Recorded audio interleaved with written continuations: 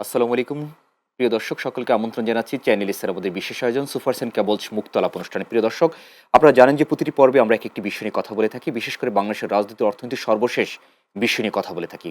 প্রিয় দর্শক, আমরা জানি যে ফেব্রুয়ারিতে নির্বাচন, সেই নির্বাচন নিয়ে নানান জল্পনা কল্পনা চলছে। সেই নির্বাচনকে নিয়ে কথা বলতে অত্যন্ত দুজন প্রিয় মানুষকে আমাদের সাথে উপস্থিত করেছি। আমাদের সাথে আছেন জনাব বাদশাহ আবদুল্লাহ, লেখক ও কলামিস্ট। জনাব বাদশাহ আবদুল্লাহ, আপনাকে স্বাগত জানাচ্ছি আমাদের বিশেষ আয়োজনে। ধন্যবাদ আপনাকে। এবং আমার সাথে আছেন আকবর আকন, বিএনপি নেতা এবং মানবাধিকার কর্মী। আকবর ভাই, আপনাকে স্বাগত জানাচ্ছি আমাদের এই বিশেষ আয়োজনে। আসসালামু আলাইকুম, ধন্যবাদ। আপনারা দুজন কষ্ট করে আমাদের এই বিশেষ আয়োজনে আজকে সময় দিয়েছেন। আমরা বাদশাহ আবদুল্লাহ আপনাকে দিয়ে শুরু করতে চাচ্ছি, কারণ আপনার কলামগুলো আমরা দেখি এবং এগুলো নিয়ে বিশ্লেষণ করি যে আপনি দীর্ঘদিন ধরে কলাম লিখছেন। নির্বাচন নিয়ে আপনি অনেকগুলো আপনার লেখা আমরা ইতিমধ্যে আমরা দেখেছি যে সেখানে আপনি নির্বাচন কিভাবে সুষ্ঠু হতে পারে, গ্রহণযোগ্য নির্বাচন হতে পারে, বা সেই নির্বাচন কিভাবে বিশ্ববাসীর কাছে একটি সুন্দর এবং হচ্ছে যে একটি দেখার মতো নির্বাচন, সেগুলো নিয়ে কথা বলছেন। নির্বাচন তো ফেব্রুয়ারিতে, কি মনে করছেন? এবং অংশগ্রহণ নির্বাচনের কথা বলছে, জাতীয় পার্টিকে নির্বাচন এতদিন না আসার জন্য বিভিন্নভাবে চেষ্টা করেছে, কিন্তু তারাও নির্বাচনে আসতেছে। সব কিছু মিলে কি ভাবছেন কি সঠিক সময় নির্বাচন এবং সুষ্ঠু নির্বাচন কিভাবে হতে পারে, কি করা দরকার সরকারের পক্ষ থেকে? ধন্যবাদ আপনাকে। আমার সহালোচক যারা দেখছেন সকলকে শুভেচ্ছা। আগামী ত্রয়োদশ জাতীয় সংসদ নির্বাচনের তফসিল ঘোষণা হয়েছে। আগামী বছরের 2026 সালের 12 ফেব্রুয়ারি ত্রয়োদশ জাতীয় সংসদ নির্বাচন অনুষ্ঠিত হবে। সেই নির্বাচনকে সফল করতে হলে সকলকে সহযোগিতা করতে হবে, সকল রাজনৈতিক দল, সরকারের পক্ষ থেকেও সদিচ্ছা থাকতে হবে।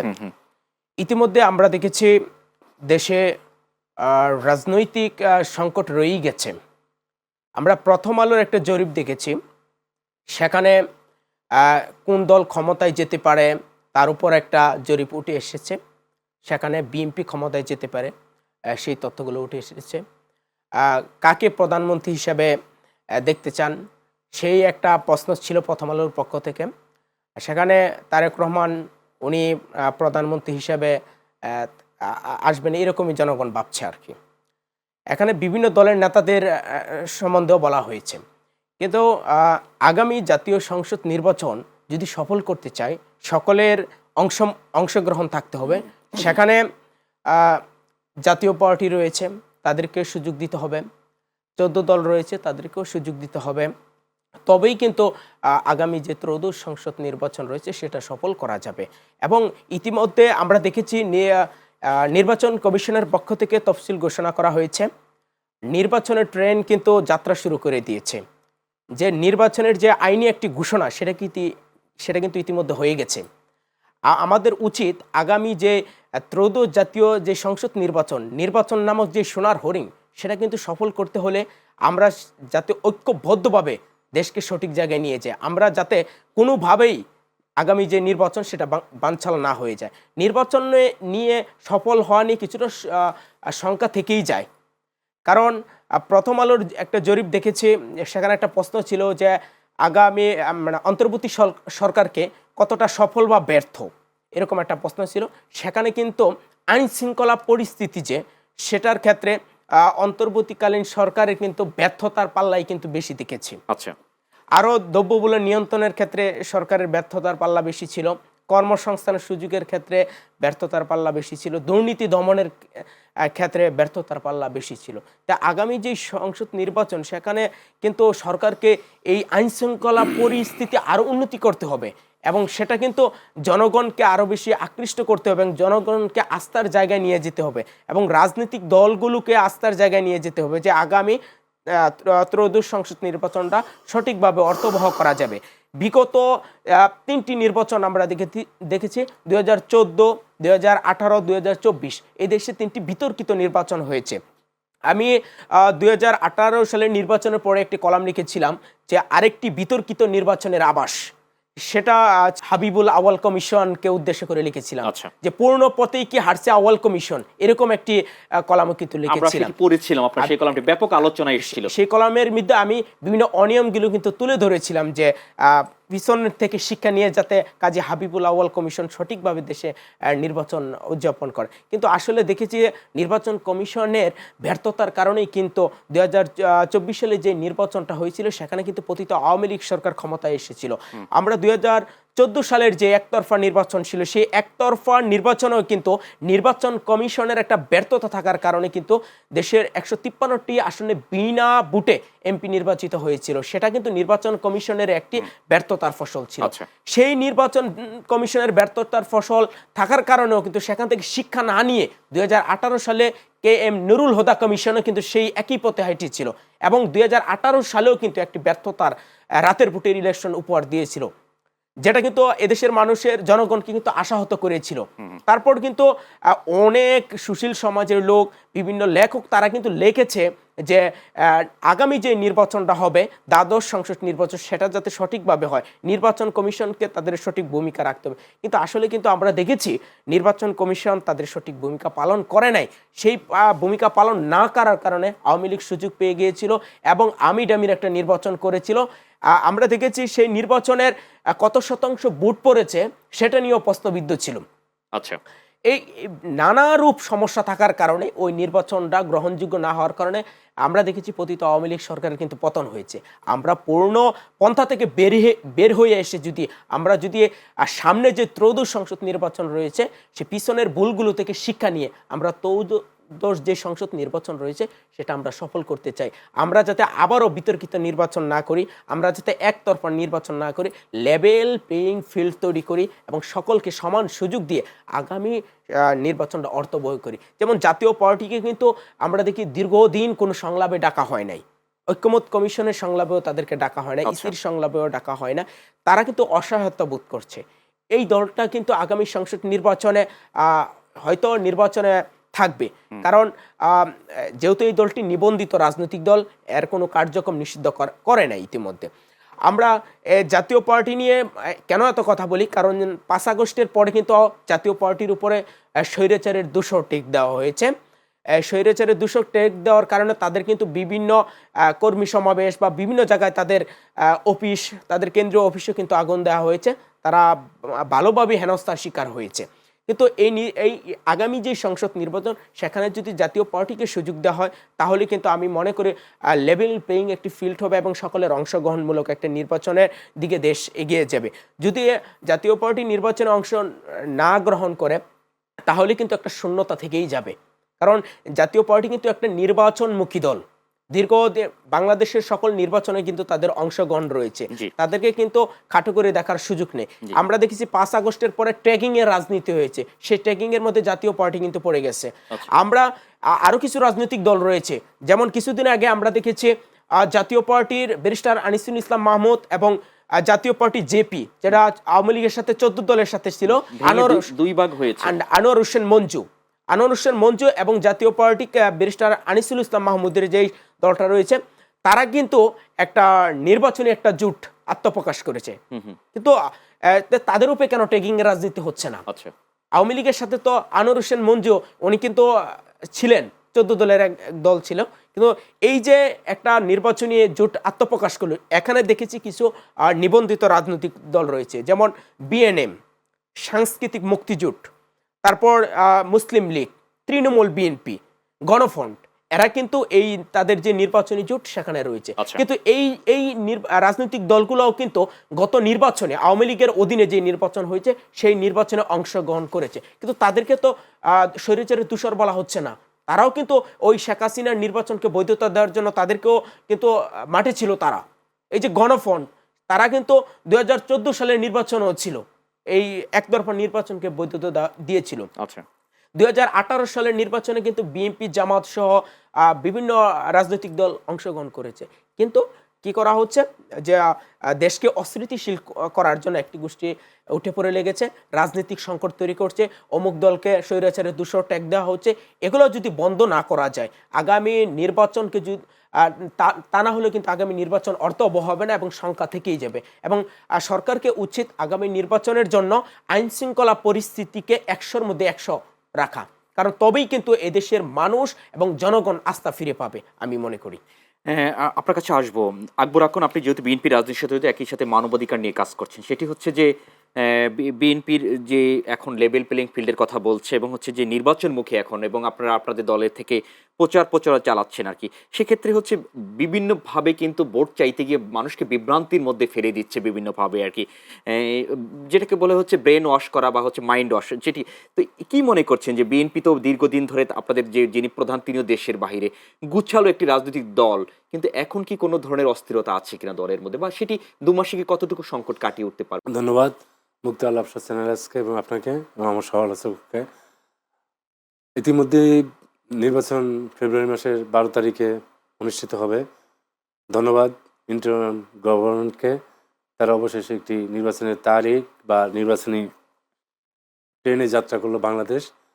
দেখুন 5ই আগস্টের পর থেকে পুরো দেশটা, আজকে পুরো দেশটা আপনি আমাদের যে ব্যবসায়িক যে সাইডটা, প্রত্যেকটা সাইড দেশের মানে মানে বন্ধ পুরো দেশটা। হ্যাঁ, আমরা দেখতেছি তারা সংস্কারের কাজ করছে, ওই কাজ করছে, পুরো দেশের অর্থনৈতিক কার্যক্রম, পুরো দেশের উন্নয়নগুলা থেমে আছে। কিছু এডিবি জাতীয় প্রকল্পগুলিতে সরকার উন্নয়ন করে, এছাড়া বড় বড় যে প্রকল্পগুলি সব বন্ধ আছে এবং দেশের গার্মেন্টস শিল্প এবং এক্সপোর্ট ইম্পোর্টের যে বিষয়গুলা পুরো স্থবির অবস্থায় আছে। আচ্ছা, এই জন্য একটি দ্রুত নির্বাচন, সেটা বিএনপি সবসময় বারবার বলছে। দেশের সকল প্রান্ত থেকে সকল মানুষের একটা চাহিদা ছিল যে একটি দলীয় সরকার আসুক। সেটা জনগণ যদি বিএনপিকে ভোট দেয় অবশ্যই বিএনপি আসবে, বরং জনগণ যদি অন্য দলকে দেয় সেটা বিএনপিও মেনে নেবে। বিষয়টা হলো যে এই যে নির্বাচনটা আমাদের, যে আপনি যে প্রশ্নটা করছেন বিএনপি অগ্রসর কিনা, বিএনপি অবশ্যই সম্পূর্ণভাবে নির্বাচনমুখী একটি দল এবং সবসময় নির্বাচন নিয়ে কাজ করছে। এবং এই কাজটা করতে যায় বিএনপি ভিতরে ভিতরে তাদের নির্বাচনী ম্যানিফেস্টো হতে শুরু করে সকল কিছু তারা 31 দফা যে প্রচার করতেছে, এটা মূলত নির্বাচনটা সামনে রেখেই করতেছে। ইতিমধ্যে বিএনপির সকল প্রার্থীরা বিভিন্ন সব স্ব এলাকায় কাজ করতেছে। যে বিষয়টা হলো নির্বাচন নিয়ে যে সংশয় আসলে তো মাতৃকালীন যে একটা গর্ভকালীন, একজন মা যখন সন্তান গর্ভধারণ করে ভূমিষ্ঠ পর্যন্ত তার সংখ্যা থেকেই থাকবে। একটা ইনসাইড অফসাইড ঘটনার সংখ্যা থাকতেই পারে, সেটা থাকবেই। তারপরও মা তার সন্তান প্রসব করে, জন্মদান করে। ঠিক নির্বাচনটা এরকম একটি প্রক্রিয়া। অতীতে বাংলাদেশের স্বাধীনতার পর থেকে এই পর্যন্ত এরকম একটা সংখ্যার মধ্যেই নির্বাচনগুলি হয়েছে, আবার কিছু কিছু নির্বাচন স্টপ হয়েছে। অতএব সেই বলে যে নির্বাচনটাকে মানে কালিমা লেপন করা হবে তা না। বিষয়টা যে নির্বাচন আসছে, বিএনপি সম্পূর্ণভাবে প্রস্তুত আছে। ইতিমধ্যে সকল প্রার্থী দেওয়া হয়েছে, কৌশলগত কিছু কারণে কিছু আসনে প্রার্থী বাদ রয়েছে। বিএনপি সম্পূর্ণ গুছানোভাবে আছে এবং যত অপপ্রচার হচ্ছে বিএনপির বিরুদ্ধে, এটা হয়, এটা বিএনপির সময় তো বিএনপিকে নিয়ে অপপ্রচার হচ্ছে। আপনি দেখেন একটা জিনিস, আপনি দেখেন মানে আওয়ামী লীগ তো পালিয়ে গেছে, সেই আওয়ামী লীগও যারা পালিয়ে গেছে তারাও বিএনপির সমালোচনা করতো, যারা বিএনপি ছাড়া এখন যে দলগুলি আছে তারাও বিএনপির সমালোচনা করে। ঠিক আছে, বিএনপি এই শত সমালোচনা, সকল কিছুর জবাব, সকল কিছু যেখানে ইনসাইড ঘটছে সেখানে বহিষ্কার করছে, করছে, সকল ভুলভ্রান্তি ছিল সেখানে, অনেক দলেরই অনেক ভুলভ্রান্তি ছিল, সবাই অ্যাকশন নিয়েছে। তারপরেও বিএনপি জনগণের কাছে যাচ্ছে। একটাই কথা যে হ্যাঁ, আজকে জামাত সহ কিংবা আরো যারা নতুন দল আছে তারা একটা প্রোপাগান্ডার বাক্সা খুলে বলছে, অতীতে 18টা বছর বিএনপিকে নিয়ে এই প্রোপাগান্ডার বাক্সা খুলে গেছে। এই প্রোপাগান্ডার যে বাক্সা, এই বদনামের, এগুলা সব ঠিক হয়ে যাবে। দেশনেত্রী বেগম খালেদা জিয়া অসুস্থতা অবস্থায় আছেন। উনি এই যে 82 সাল থেকে এই পর্যন্ত বিএনপিকে, শহীদ প্রেসিডেন্ট জিয়াউর রহমান বিএনপিকে প্রতিষ্ঠা করছেন, তারপর থেকে ধরে রেখেছে। হ্যাঁ, ধরে রেখেন নাই বিএনপিকে, মানে জনগণের কাতারে নিয়ে গেছেন এবং জনপ্রিয়তার শীর্ষে নিয়ে গেছেন। আপনি দেখেন 8 সালের যে নির্বাচনটা হয়েছে, 14, 18, 24-এর গল্প বলছে।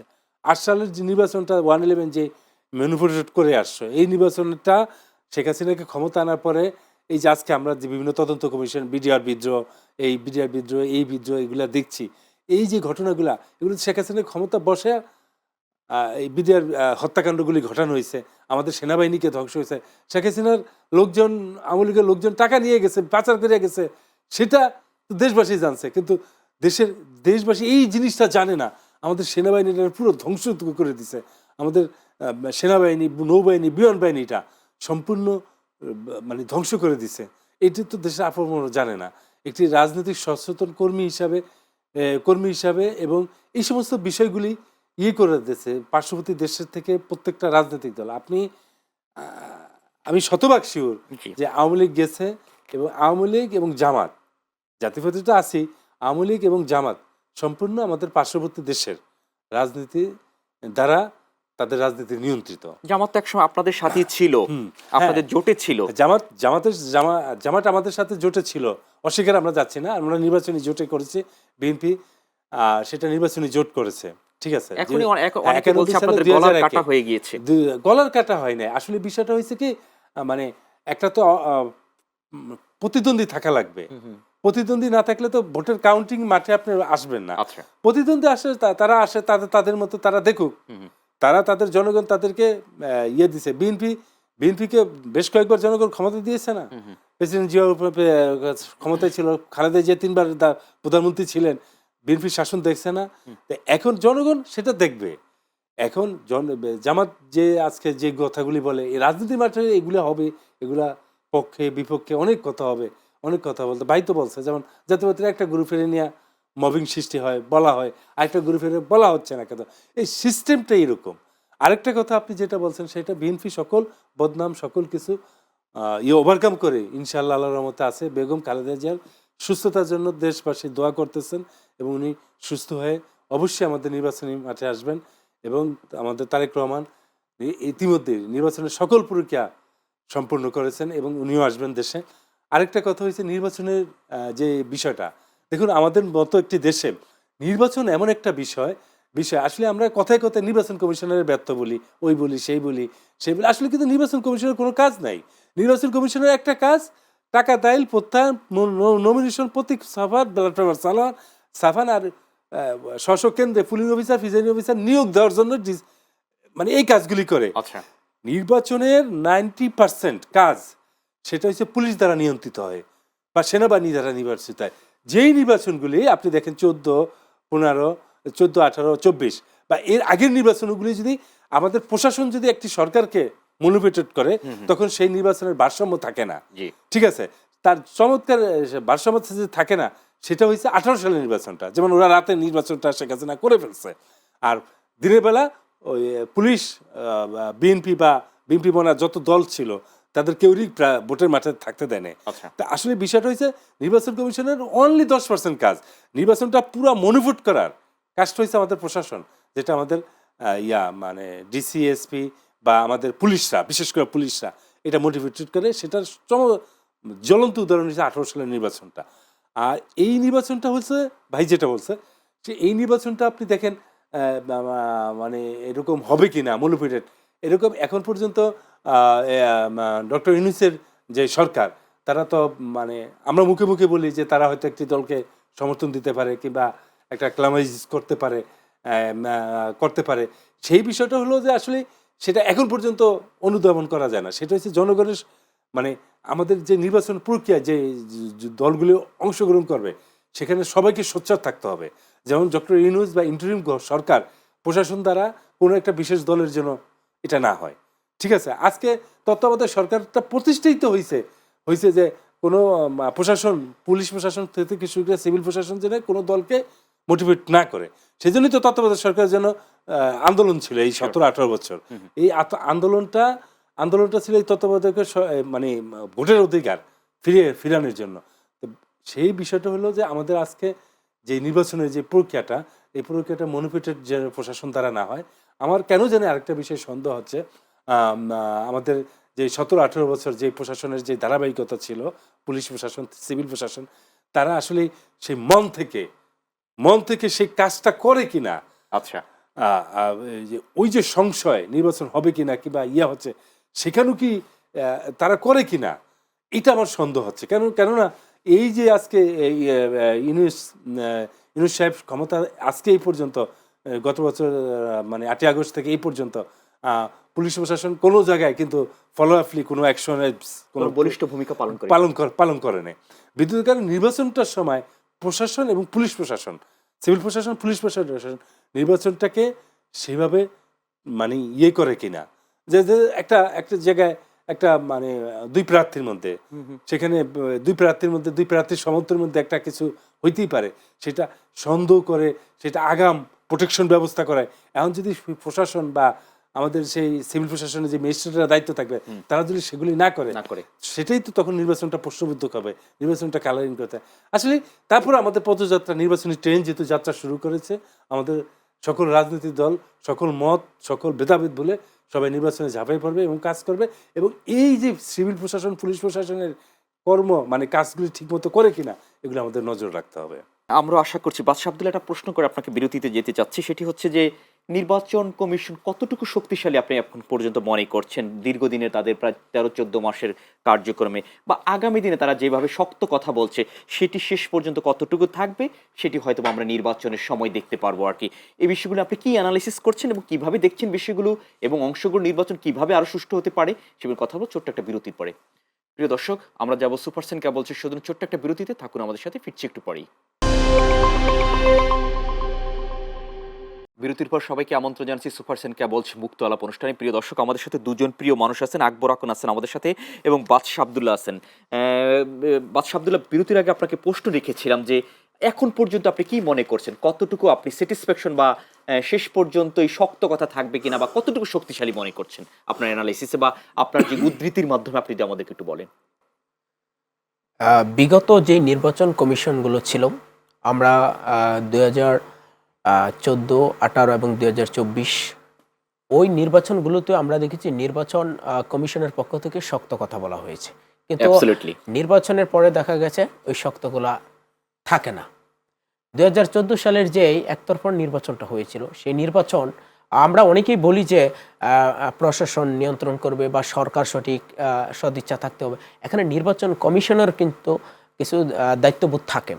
আপনি যে একতরফা নির্বাচনটা হলো, সেটা যদি নির্বাচন কমিশনের পক্ষ থেকে গেজেট আকারে প্রকাশ না করা হয় এবং বৈধতা না দেওয়া হয়, তাহলে কিন্তু সম্ভব না এই নির্বাচন কমিশনকে মানে নির্বাচনটা অর্থবহ করা। আমরা দেখেছি 2014 সালের যে নির্বাচনটা, সেটা কিন্তু গেজেট আকারে তারপর প্রকাশ করা হয়েছে এবং সেটাকে সঠিক নির্বাচন বলে ঘোষণা করা হয়েছে। 2018 সালের যে নির্বাচন, সেখানে আমরা দেখেছি কে নুরুল হুদা নির্বাচন কমিশন, তারাও সেই রাতের ভোটের যে ইলেকশনটা ছিল, সেখানে কিন্তু তারা সেই নির্বাচনটাকে বৈধতা দিয়েছিল।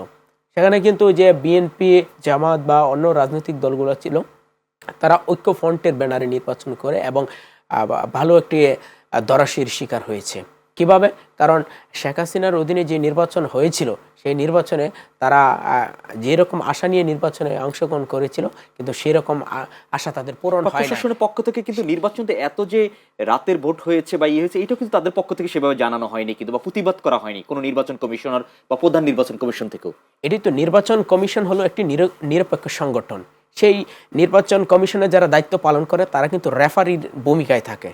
এই রেফারি যদি কোনো দলের পক্ষে হয়ে কাজ করে, তাহলে কিন্তু সেই নির্বাচন কিন্তু সঠিক হবে না।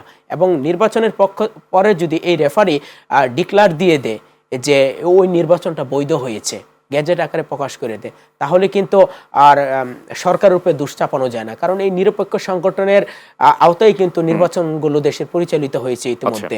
আমরা এই নির্বাচন কমিশন যদি, বর্তমান যে নির্বাচন কমিশন রয়েছে, এই নির্বাচন কমিশন যদি লেভেল প্লেইং ফিল্ড তৈরি করে এবং সকলকে সমান সুযোগ দেয়, তাহলে কিন্তু আগামী নির্বাচন অর্থবহ হবে।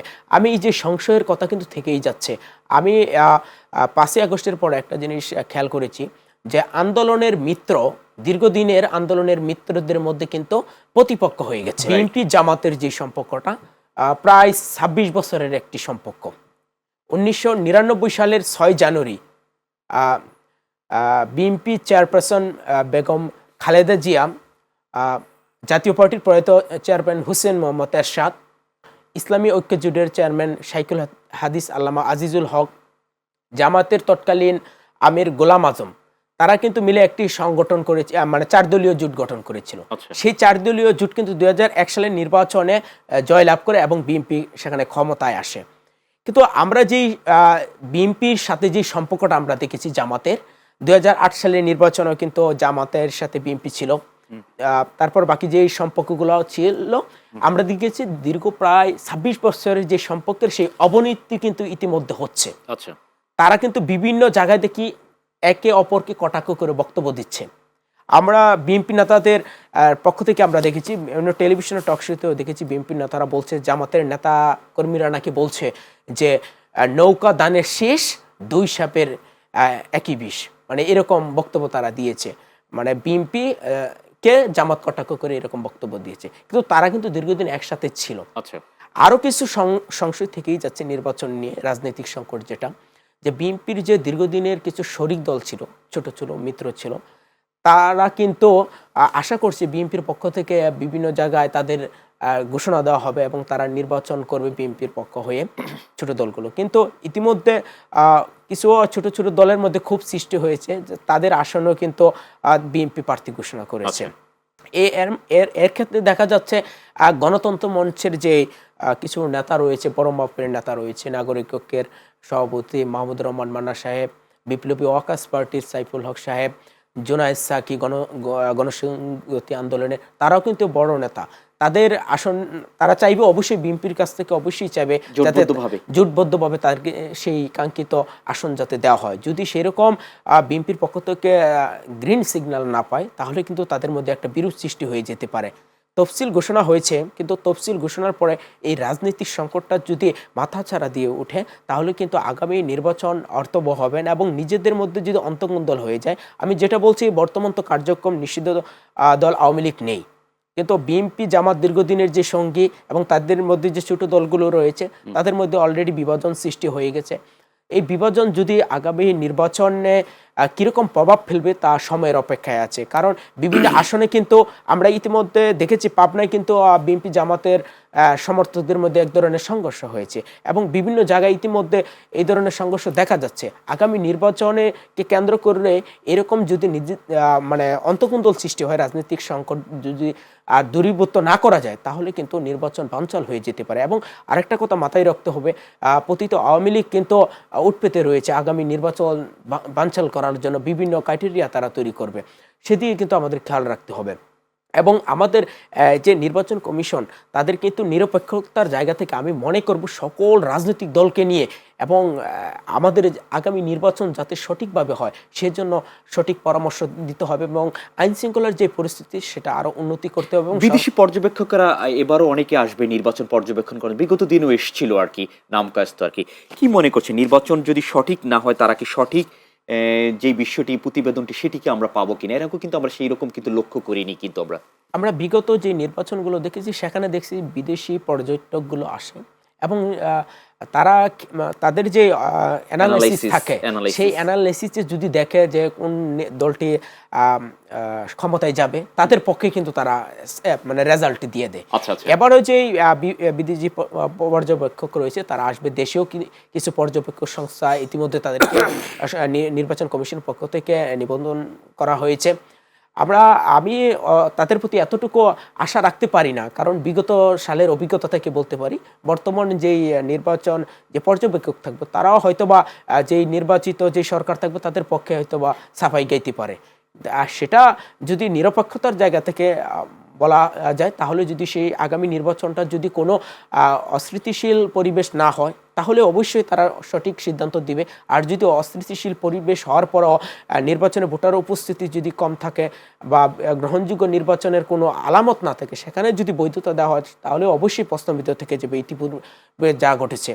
আমরা চাইব আগামী নির্বাচন যাতে সঠিক এবং অর্থবহ হয় এবং সরকারের সেই সদিচ্ছার যে জায়গাটুকু রয়েছে সবগুলো পূরণ করে দিতে হবে। আইনশৃঙ্খলা তাদের সর্বস্ব দিয়ে জনগণের পাশে থাকতে হবে এবং নির্বাচনে অনাকাঙ্ক্ষিত ঘটনা ঘটতেই পারে। ইতিপূর্বে আমরা দেখেছি বিভিন্ন জায়গায় বিভিন্ন আসনে বিভিন্ন রাজনৈতিক দলের সমর্থকদের মধ্যে সংঘর্ষ হয়েছে।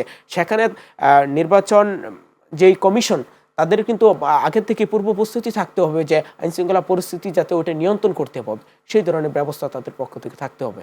এবং আমরা চাইব যে অর্থবহ এবং সঠিক নির্বাচন করতে হলে নির্বাচনের ট্রেন যাতে কোনোভাবে থেমে না যায়। এটা আকবর, এখন সেটি হচ্ছে যে অনেকগুলো ছোট দল এবার মনোনয়ন পেয়েছে, অনেকগুলো দলই গত 15 মাসের নিবন্ধিত হয়েছে আর কি।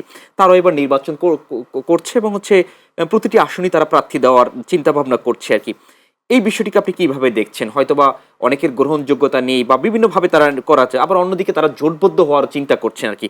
এই বিষয় হচ্ছে যে এবার সরকার গঠন করার ক্ষেত্রে এই দলগুলোর কোনো ভূমিকা থাকবে কি না? আপনি যেহেতু দীর্ঘদিন ধরে নির্বাচন পর্যবেক্ষণ করছেন, যে বিষয়টা হলো যে মানে দলের সংখ্যা অনেক নতুন অনেক দল, বেড়ে গিয়েছে। অনেক নতুন দল বাড়ছে, এটা ঠিক আছে, অনেক নতুন দল হয়েছে, বহু দলের গণতন্ত্রিত দেশ চাচ্ছিল বাংলাদেশটা, বহু দলের বহুমতের পথ পাড়ি দিয়েই তো আমাদের গণতন্ত্র আগিয়ে নিতে হবে। Absolutely. এটা একটি ভালো লক্ষণ গণতন্ত্রের জন্য। তো বিষয়টা হলো জোটবদ্ধ যে নির্বাচনের যে প্রক্রিয়াটা এটা আহ, যা যেমন বিএনপির সাথে যে সমমনা যে দলগুলো আছে, সেই দলগুলা বিএনপির সাথে জোট করতেছে, আলোচনা করতেছে, দশ কষাকষি হচ্ছে, অনেক কিছুই ঘটবে, যোগ হবে, বিয়োগ হবে, এটা নির্বাচনের একটা বিষয়। আচ্ছা। এতে এখানে মন ক্ষুণ্ণ থাকবে, এখানে বিএনপির 2-3 জন প্রার্থী থাকে এক এক আসনে, সেখান থেকে একজন প্রার্থী সিলেক্ট করা হয়, সেখানে বাকি 2 জন প্রার্থী দেখা যাচ্ছে যে মনকষ্ট থাকে, তারপরে তাদেরকে কাউন্সিলিং করা হয়, তাদের দলীয় বিষয়গুলা, দেশের প্রেক্ষাপট এবং দলীয় বিষয় অবস্থান বিশ্লেষণ করে আচ্ছা। তারপরে দিতে হয়। আসলে আমাদের যে সম্ভাবনা যে দলগুলো আমাদের সাথে যে জোট করবে, কিংবা ভাইজি বলছে যে তারা মনক্ষুণ্ণ বা জোট ভেঙে যেতে পারে, হ্যাঁ এটা ঠিক আছে, তারা দাবি দিচ্ছে তাদের যে কাঙ্ক্ষিত আসন, কাঙ্ক্ষিত চাহিদা, আর সেখানে ওই আসনে সেখানে এগেনিস্ট পার্টি বিএনপির প্রতিদ্বন্দ্বী যে প্রার্থী, সেই প্রার্থীকে ওই জোটের ওই প্রার্থী হারাতে পারবে কিনা, ভোটের সংযোগটা কীরকম হবে, ওখানে আমাদের বিএনপির কর্মীরা ওই জোটের প্রার্থীর সাথে কী ধরনের মনোপিটেড হবে, আচ্ছা। এই সমস্ত বিষয়গুলি সমন্বয় করে সেখানে তারেক রহমান সেখানে সেই প্রার্থীগুলি দিবে। সেখানে মানে আমি যে বলছি যে তা না, বিদ্রোহ হবে না, সেখানে বিদ্রোহ হতে পারে, সেখানে অনেকে আমাদের জোট সঙ্গে অনেকে কষ্ট পেতে পারেন, অনেকে মনক্ষুণ্ণ হতে পারেন, তারপরে তো সেখানে সেটা আমাদের ইনশাল্লাহ বিএনপি ক্ষমতায় গেলে আমাদের যে সমমনা যে দলগুলি আছে সেটা আমাদের পার্টির ভারপ্রাপ্ত চেয়ারম্যান তারেক রহমান সেটা অবশ্যই সেটা দেখবেন এবং তাদেরকে সেভাবে দেশের দায়িত্বে, দেশের রাষ্ট্র দায়িত্বে তাদেরকে সম্পৃক্ত করবেন। কারণ উনি তো আগেই বলছেন যে জাতীয় সরকার বা সমমনা দল নিয়ে একটি জাতীয় সরকার আদলে সরকার গঠন করবে এবং সকলের মত গ্রহণ করেই সেই দেশ এবং দল পরিচালনা করবে। আইন শৃঙ্খলা পরিস্থিতি বিঘ্ন এখনো কিন্তু স্বাভাবিক অবস্থা হয়নি এবং চারিদিকে আমরা বিভিন্ন ধরনের প্রতিনিয়তই কিন্তু ঘটছে কিন্তু আর কি। এখন তো তফসিল ঘোষণা হয়েছে, এখনো যদি এটিকে যদি লাগাম টানা যায়, প্রশাসন এতদিন হয়তো বা নীরব ভূমিকা পালন করলো, এখন যদি তারা যদি এই ভূমিকা যদি তাদের না বাড়ানো হয় তাহলে তো এটা নির্বাচন প্রভাব পড়বে। আপনি কি মনে করছেন?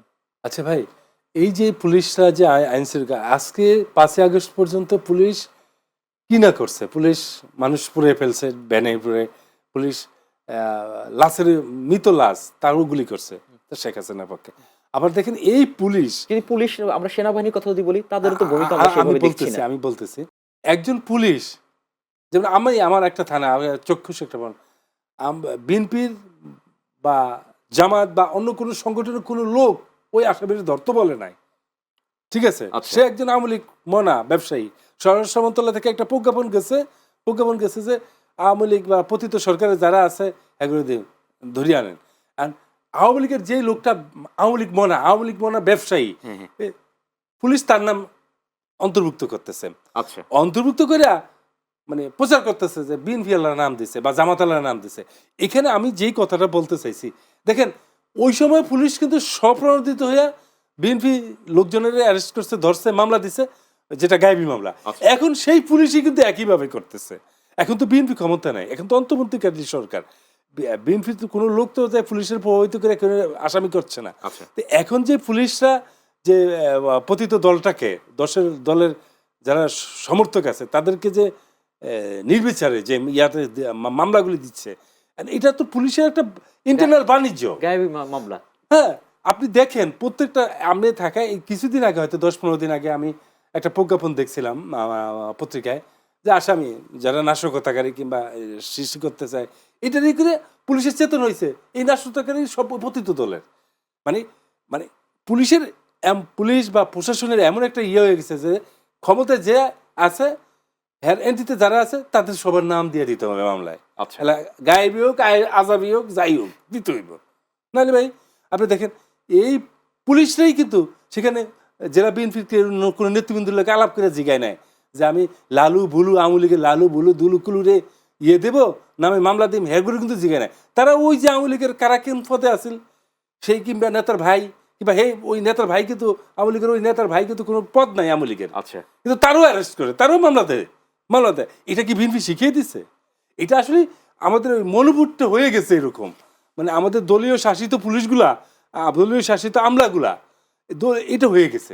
তাহলে পুলিশের ভূমিকা নিয়ে আপনার প্রশ্নবিদ্ধ এই বিষয়টি তো থাকতেই পারে। আমি প্রথম থেকেই বলছি, মায়ের গর্ভে যখন সংখ্যার কনসেপ্ট, বাচ্চা যখন কনসেপ্ট গর্ভ ধারণ করবে প্রসব পর্যন্ত সংখ্যা থাকবে, এর মধ্যে আমাদের পথ চলা এগিয়ে নিতে হবে। কিন্তু আমরা চাচ্ছি এই যে আমাদের জুলাই বিপ্লব হলো একটা গণ আন্দোলনের, একজন শেখ হাসিনা পালিয়ে গেছে তার কর্মী ঘরে রাখা, সেই দলটা আমরা চাচ্ছি এই যে পুলিশের যেই উদাহরণগুলি দিলাম, প্রশাসনের যে উদাহরণগুলো, এগুলি মোটিভ হোক, চেঞ্জ হোক। আমরা পরিবর্তনের একটা বাংলাদেশ চাচ্ছে। তারেক রহমান সেই বিষয়টাই 31 দফায় বারবার বলতেছে যে আমরা পরিবর্তিত বাংলাদেশ করব। আমরা সেই যেই পরিবর্তনটা জুলাই বিপ্লবের চাচ্ছিল সেটাই। কিন্তু দেশে তো অনেক মব হয়েছে বিভিন্ন জায়গায়, এখন হচ্ছে, কিন্তু সেখানে তো আপনাদের পক্ষ থেকে তো আমরা সেরকম কোনো বলিষ্ঠ ভূমিকা পালন করতে দেখিনি আমরা। এখন যে আমাদের যে মবগুলা হয়েছে, এই কোনো মবের সাথে সেটা দায় আপনারা কি অস্বীকার করতে না, পারেন? মানে যেই কিছু সন্ত্রাস ঘটনা কিছু ঘটছে, যেমন রাষ্ট্রীয় পর্যায়ে, ন্যাশনাল পর্যায়ে কিছু মব, সেখানে বিএনপি করে নেয়। কিছু ঘটনা ঘটছে অন্তকন্তলে কিংবা ব্যক্তিগত রেষারেষির জন্য, সেটা হচ্ছে প্রত্যন্ত অঞ্চলে। আচ্ছা, মানে মবের যে শব্দটা যেখান থেকে উৎপত্তি হয়েছে, আপনি যেটা বলতেছেন মব, আমি পক্ষাপটি বলি, আপনি 32-এ কি বিএনপির লোকজন গেছে? মবের যে হেড যদি আমরা বলি এটা বিএনপি নিন্দা জানাচ্ছে। এটা কখনই নেই। হ্যাঁ, আওয়ামী লীগ শেখ হাসিনা খালেদা জিয়ারে ক্যান্টনমেন্ট থেকে উচ্ছেদ করছে, মনির রোড থেকে 40 বছরের বাড়ি থেকে উদ্ধার করছে, সেটা আওয়ামী লীগ করছে। শেখ হাসিনা ভালো লাগছে করছে, আল্লাহ পাক তার বিচার করছে। দেশের জনগণ আল্লাহ পাক এবং দেশের জনগণ সেটা বিচার করছে। কিন্তু খালেদা জিয়া, বিএনপি কখনোই এই ধরনের এগুলা চাচ্ছে না। মবের যে শব্দটা যেখান থেকে শুরু হয়েছে, আপনি যে অ্যাঙ্গেলে কথাটা বলছেন, এগুলোর সাথে বিএনপি জড়িত না। তৃণমূল পর্যায়ে মানে অসন্তোষ থেকে কিছু, সেটা অন্য একটা বিষয়, অন্য একটা প্রেক্ষাপট, সেটা সামাজিকতা বিষয় আছে, সামাজিকভাবে ইউটিলাইজিং বিষয় আছে, তখন সেগুলা করা যায়। আর তারপরেও হয় কি, প্রশাসনটা তো সেভাবে চাচ্ছে, প্রশাসন তো চাচ্ছে যে বিএনপি দল হোক। প্রশাসন কি সেভাবে একজন মব সৃষ্টিকারী অ্যারেস্ট করছে? করে নাই। প্রশাসন কি পুলিশ কি সেভাবে করছে? করে নাই। তো সেখানেও আছে। তো একটা দলীয় সরকার আসলে ইনশাআল্লাহ আল্লাহর মতো সব ঠিক হয়ে যাবে এবং পরিবর্তিত বাংলাদেশটা, সেটা পরিবর্তিত প্রশাসন, পরিবর্তিত বাংলাদেশ, সেটা আমাদের তারেক রহমান সেটা অবশ্যই করবে। 31 দফার ভিত্তিতে দেশটা পরিচালিত হবে এবং সুন্দরভাবে একটি নির্বাচনী প্রক্রিয়ায় দেশ এগিয়ে যাবে, এটাই প্রত্যাশা আমাদের। আব্দুল্লাহ ভাই অনেক অপেক্ষা করছিল বলার জন্য আর কি, যে বিষয়গুলো যে আমরা আইন শৃঙ্খলা পরিস্থিতি এখন পর্যন্ত আর কি আমরা একটা স্থির অবস্থায় দেখিনি আর কি। প্রশাসনের ভূমিকা নিয়েও কথা বলছিল আকবর ভাই। কি মনে করছেন, আপনার কি এই বিষয়গুলো নিয়ে কি মাঝে মধ্যে আক্ষেপ হয় না, বা এটিতে নির্বাচনের যে পরিবেশ, সুন্দর পরিবেশ, সেটি তো বিঘ্নিত করতে পারে? আইন শৃঙ্খলা পরিস্থিতির অবনতি 5 আগস্টের পর থেকে হয়েছে, আমরা দেখেছি। কিন্তু একটু লাগাম টানা যেত না? আর লাগামটা সবশ্যই যেত, সরকারের যদি সদিচ্ছা থাকতো। আমরা সরকারের সেরকম সদিচ্ছা দেখি নাই। প্রথমবার 32 ভাঙার সময় কিন্তু সদিচ্ছা, দ্বিতীয়বার কিন্তু সরকার বাধা দিয়েছে। দ্বিতীয়বার বাধা দিয়ে কোনো লাভ আছে না। দ্বিতীয়বার সরকার বাধা দিয়েছে, কিন্তু প্রথমবার সরকারের নীরব ভূমিকায় ছিল। আচ্ছা, তাদের দায় সারা একটা বিবৃতি তখন তারা দিয়েছে, কিন্তু দ্বিতীয়বার তারা কিন্তু 32 ভাঙার ক্ষেত্রে তারা মানে যাতে না ভাঙতে পারে সেই রকম তারা প্রতিহত করার চেষ্টা করছে। এই যে আইন শৃঙ্খলা পরিস্থিতির অবনতি, সেটা কিন্তু 5 আগস্টের পরে অনবরত হয়েই যাচ্ছে। আমি আইন ও সালিশ কেন্দ্রের আশুকের একটি প্রতিবেদন দেখেছি যে 2025 সালের জানুয়ারি থেকে নভেম্বর পর্যন্ত বিচার বহির্ভূত হত্যা এবং হেফাজতে নির্যাতনে 29 জন মারা গেছে। এটা আইন ও সালিশ কেন্দ্রের একটা প্রতিবেদন। আচ্ছা, এই যে অন্তর্বর্তীকালীন সরকারের সময় আমরা সেরকম আশা করি নাই। বিগত যে সরকারটা ছিল সেই সরকারের সময় এরকম অনেক প্রতিবেদন ছিল যে মবের শিকার হয়ে অনেকে মারা গেছে, কিন্তু অন্তর্বর্তীকালীন সরকারের সময় কিন্তু সেটা আমরা কাম্য ছিল না। অন্তর্বর্তীকালীন সরকারের সময় আমরা দেখেছি বিশ্ববিদ্যালয়ে কিন্তু মবের শিকার হয়ে মারা গেছে। আমরা ঢাকা বিশ্ববিদ্যালয়ে তোফাজ্জলকে মেরে ফেলা হয়েছে, তোফাজ্জলকে কারা মেরেছে সেটা কিন্তু কাঙ্ক্ষিত বিচার এই দেশের মানুষ দেখে নাই। আচ্ছা, আমরা জাহাঙ্গীরনগর বিশ্ববিদ্যালয়ে শামীম মোল্লাকে মেরে ফেলা হয়েছে, কাঙ্ক্ষিত বিচার কি এই দেশের মানুষ দেখতে পেরেছে? দেখতে পায় নাই। আমরা দেখেছি এই 5 আগস্টের পরে বিচার বহির্ভূত অনেক হত্যা হয়েছে, প্রত্যন্ত অঞ্চলে হয়েছে, বিভিন্ন মানে এটা সরকারের কোনো এদিকে নজরদারি সরকারের পক্ষ থেকে ছিল না, সরকার নীরব ভূমিকায় ছিল এবং তারা তাদের দায় সারা বিভিন্ন বক্তব্য তারা দিয়ে গেছে যে আইন শৃঙ্খলার উন্নতি হচ্ছে। এই যে প্রথম হলো একটা জরিপ দেখেছি, সেখানে দেখেছি যে আইন শৃঙ্খলা পরিস্থিতির সবচেয়ে মানে পাল্লা ভারী আর কি যে ব্যর্থতার ক্ষেত্রে। আচ্ছা, এটা কিন্তু আমাদেরকে আশাহত করে, এদেশের মানুষকে আশাহত করে। আগামী নির্বাচনকে সুষ্ঠু করার ক্ষেত্রে এটা কিন্তু একটা মানে আশার বাণী না, এটা কিন্তু আশার বাণী হতে পারে না। আইনশৃঙ্খলা পরিস্থিতির উন্নতি আমরা চাই। আগামী নির্বাচন অর্থবহ করতে হলে এই সরকারের পক্ষ থেকে সদিচ্ছা আরো জোরদার করতে হবে এবং যারা দায়িত্বে রয়েছে প্রশাসনের ক্ষেত্রে তাদেরকে আরো সদিচ্ছা বাড়াতে হবে।